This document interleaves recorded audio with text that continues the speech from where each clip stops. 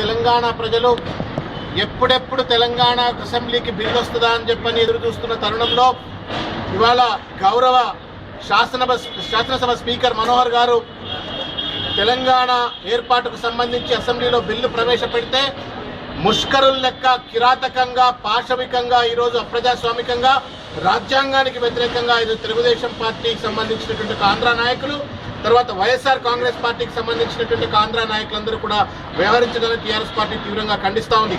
మీరు ప్రజాస్వామ్యం మీద గౌరవం ఉన్న వాళ్ళేనా, రాజ్యాంగం మీద గౌరవం ఉన్న వాళ్ళేనా, ఆఖరికి మీకు చట్టం మీద గౌరవం లేదు, కనీసం దేశాధ్యక్షుడి యొక్క ఆదేశాలను కూడా ఖాతరు చేయనటువంటి నీచానికి మీరు పాల్పడ్డారంటే ఏ చట్టసభల్లో కూడా ఉండటానికి వాళ్ళ తెలుగుదేశం పార్టీ కానీ వైఎస్ఆర్ కాంగ్రెస్ పార్టీ నాయకులకు అర్హత లేదని చెప్పని మేము భావిస్తా ఉన్నాం.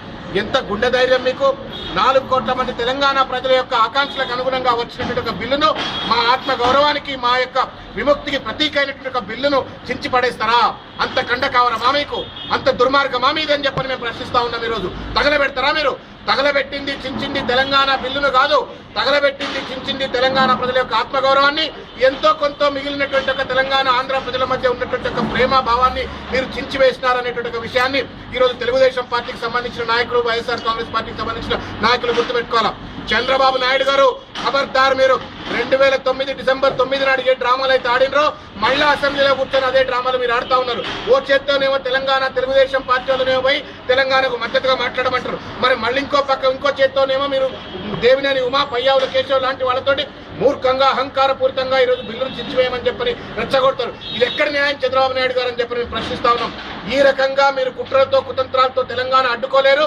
తెలంగాణ ప్రాంతం నుంచి తెలుగుదేశం పార్టీని పూర్తి స్థాయిలో తడిపారు చేసే రోజులు దగ్గరలోనే ఉన్నాయి.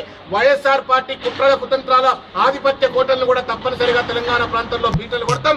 ఈ ప్రాంతంలో మీరు ఉంటూ ఈ ప్రాంతంలో ఎమ్మెల్యేలు కావాలా, సీట్లు కావాలా అని చెప్పని చెలామణి అవుతున్నటువంటి మీరు మా ప్రాంత ప్రజల యొక్క ఆకాంక్షలకు వ్యతిరేకంగా పనిచేస్తే మాత్రం తప్పనిసరిగా కాళోజీ గారు అన్నట్టుగా ప్రాంతేతరుడు కనుక మోసం చేసినట్టయితే పొలిమేరల దాకా తరిమి కొడతాం అన్నట్టుగా తప్పనిసరిగా మిమ్మల్ని పొలిమేరలు దాటిస్తాం, తెలంగాణ పొలిమేరలు అని చెప్పని మాత్రం తెలియజేస్తా ఉన్నాం.